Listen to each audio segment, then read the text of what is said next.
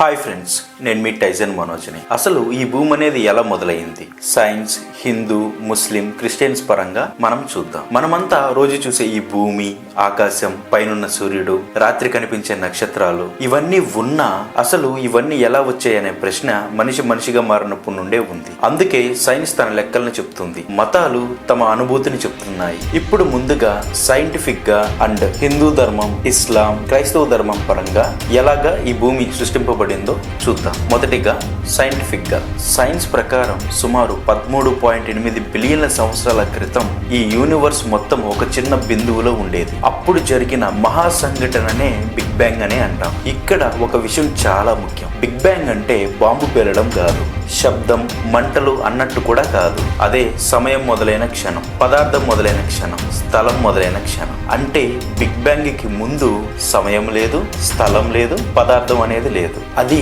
మన ఊహకు కూడా రాని స్థితి అన్నమాట. బిగ్ బ్యాంగ్ జరిగిన తరువాత ఆ చిన్న బిందువు నెమ్మదిగా విస్తరించడం మొదలైంది. ఆ విస్తరణనే యూనివర్స్ ఎక్స్పాన్షన్. ఈ విస్తరణలో ఎనర్జీ నుండి మ్యాటర్ అనేది తయారైంది. చిన్న చిన్న కణాలు ఏర్పడ్డాయి. తర్వాత భారీ గ్యాస్ క్లౌడ్స్ అనేవి ఏర్పడ్డాయి. ఈ గ్యాస్ క్లౌడ్స్ కొన్ని కోట్ల సంవత్సరాల పాటు తిరుగుతూ కలుస్తూ ఉండేవి. నక్షత్రాలు ఎలా పుట్టాయి అంటే ఈ గ్యాస్ క్లౌడ్స్ లో గ్రావిటీ అనేది పనిచేసింది. దాంతో గ్యాస్ కుదించుకుంది, వేడి పెరిగింది, లోపల అగ్ని మండింది. అలా పుట్టినవే నక్షత్రాలు అండ్ మన సూర్యుడు కూడా ఇలాగే పుట్టాడు. ఇక భూమి ఎలా వచ్చిందంటే సూర్యుడు పుట్టిన తర్వాత అతని చుట్టూ రాళ్ళు, ధూళి, లోహ కణాలు తన చుట్టూ తిరుగుతూ ఉండేవి. వాటన్ని ఒకదానితో ఒకటి ఢీకొంటూ కలిసిపోతూ ఒక పెద్ద బంతిలాగా తయారైంది. అదే మన భూమి.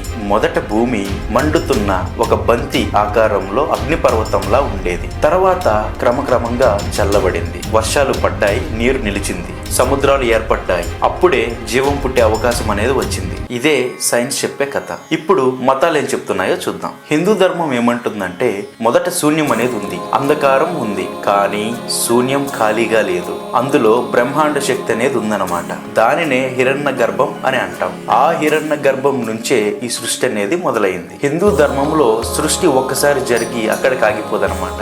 సృష్టి, స్థితి, లయం, మళ్ళీ సృష్టి. అంటే అర్థం కాలేదా? ఇది ఎప్పటికీ తిరిగే చక్రం అన్నమాట. అందుకే బ్రహ్మ సృష్టి చేయడం, విష్ణువు కాపాడటం, శివుడు లయం చేయడం అంటే నాశనం చేయడం అని చెప్తుంటారు హిందూ గ్రంథాలలో. కాలం కూడా సూటిగా కాకుండా చక్రంలా తిరుగుతుందన్నమాట. నెక్స్ట్ ఇస్లాం ఏమంటుందో చూద్దాం. మొదట ఆకాశం, భూమి రెండు వేరుగా లేవు, కలిసే ఉండేవి. తరువాత అల్లహ్ వాటిని విడదీశాడనమాట. ఖురాన్ ఇంకా ఏమంటుందంటే ఆకాశం ఎప్పటికీ విస్తరిస్తూనే ఉంటుంది. ఇక భూమి విషయానికి వస్తే అల్లహ్ దశల వారీగా క్రమంగా భూమిని సృష్టించాడు. మరొక విషయం ఏమిటంటే ప్రతి ఒక్క జీవిని అల్లహ్ నీటితో సృష్టించాడు. అల్లహ్ మొత్తం 6 రోజుల్లో సృష్టించాడు. మొదటి రోజు ఆకాశం, భూమి ఒకటిగా ఉండేది. తరువాత స్థలం, కాలం, పదార్థం ఆరంభం. రెండవ రోజు భూమిని, ఆకాశాన్ని వేరు చేశాడు. గ్యాస్, ధూళి, పదార్థాలు వ్యాప్తి చేశాడు. మూడవ రోజు భూమి ఆకారం పొందింది. భూమి గోళాకారంగా రూపుదిద్దుకుంది. భూమి స్థిరపడింది.